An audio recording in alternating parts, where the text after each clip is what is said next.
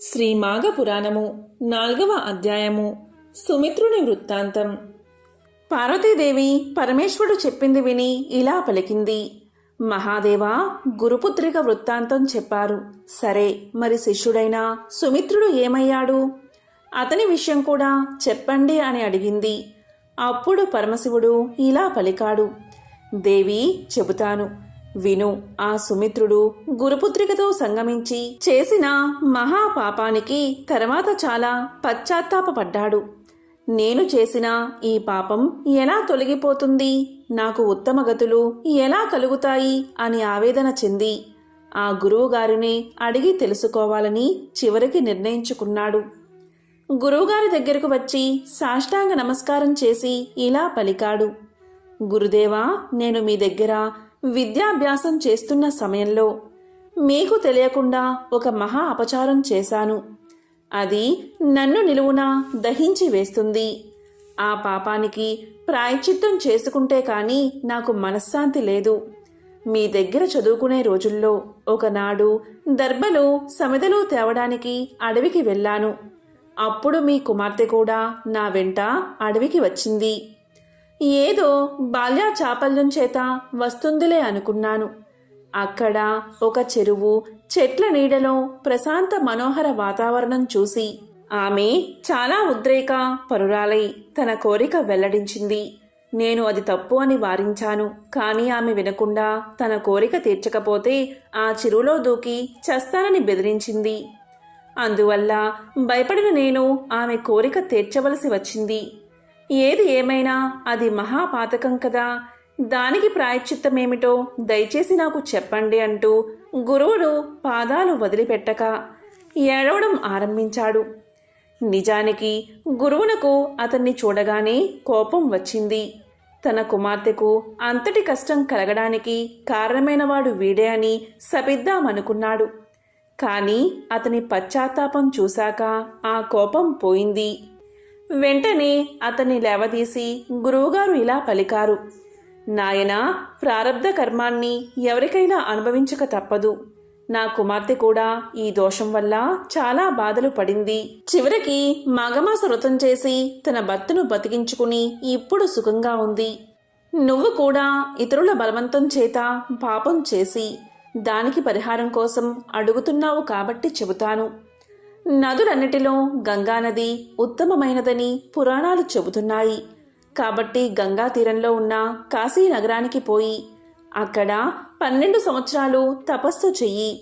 అదే నీ పాపానికి తగిన ప్రాయశ్చిత్తం అని చెప్పి పంపాడు గురువు. సుమిత్రుడు గురువుగారు తన్ని శపించకుండా ప్రాయశ్చిత్తం చెప్పి అనుగ్రహించినందుకు చాలా సంతోషిస్తూ కాశీ నగరానికి ప్రయాణమయ్యాడు. మార్గ మధ్యలో అతనికి ఒక ఆశ్రమం కనిపించింది.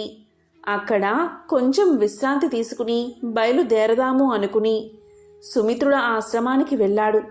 అది మాఘమాసం కావడం చేత ఆ ఆశ్రమంలో ఉండేవారందరూ నదిలో ప్రాతకాల స్నానం చేసి శ్రీ లక్ష్మీనారాయణుడికి షోడశోపచారాలతో సహస్రనామ పూజ చేసి అనేక విధాలైన ఫలాలు నైవేద్యం పెట్టి నీరాజన మంత్ర పుష్పాలు సమర్పించి పద్మ పురాణాంతర్గతమైన మాఘపురాణం ఆ ఆశ్రమాధిపతి వినిపిస్తూ ఉండగా విని ఆ తరువాత తమ తమ కార్యక్రమాలలోకి వెళ్ళడం చూశాడు. సుమిత్రుడు వారి దగ్గరకు వెళ్ళి, అయ్యా, మీరు చేస్తున్న ఈ కార్యక్రమం ఏమిటి, దీని ఫలితమేమిటి, నాకు వివరంగా చెప్పండి అని అడిగాడు. వారిలో సత్యవ్రతుడు అనే ముని సుమిత్రుడితో ఇలా పలికాడు. నాయనా, దీన్ని మాఘమాస వ్రతము అంటారు. సూర్యుడు మకర రాశిలో ఉన్నప్పుడు మాఘమాసంలో పొద్దున్నే ఒక నదిలో కానీ సరస్సులో కానీ స్నానం చేసి శ్రీనారాయణ్ణి ఆరాధించి ఆయన మహత్యాన్ని చెప్పే మాఘ పురాణాన్ని శ్రద్ధగా వినాలి.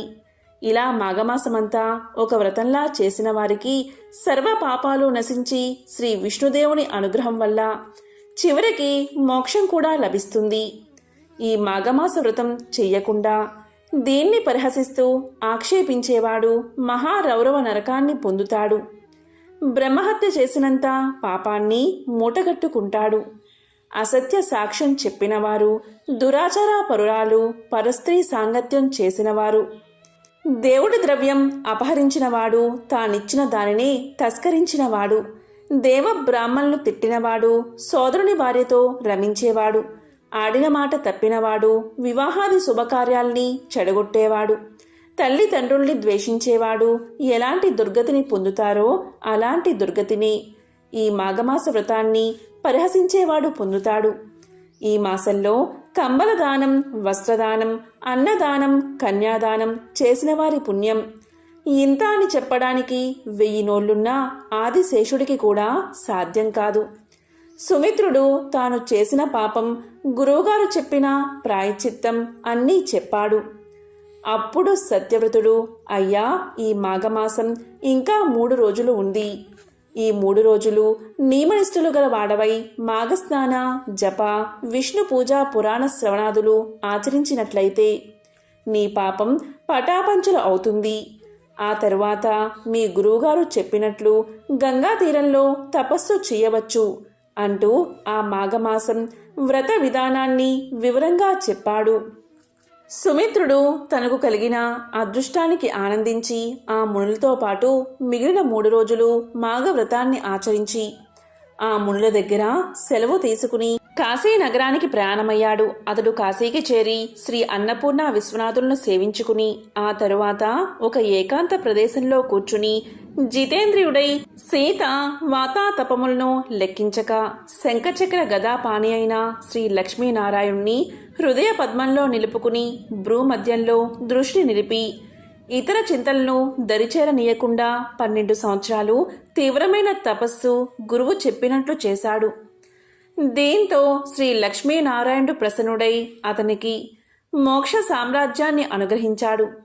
పార్వతీదేవి ఆ సుమిత్రుడు మాఘమాస వ్రతంతోనూ గురువు చెప్పిన తపస్సుతోనూ సర్వ పాపాలు పోగొట్టుకుని శాశ్వత ఆనందాన్ని ఇచ్చే మోక్షాన్ని కూడా పొందగలిగాడు అని చెప్పగా విని పార్వతీదేవి చాలా సంతోషించింది. శ్రీ మాఘ పురాణము 4వ అధ్యాయము సంపూర్ణం.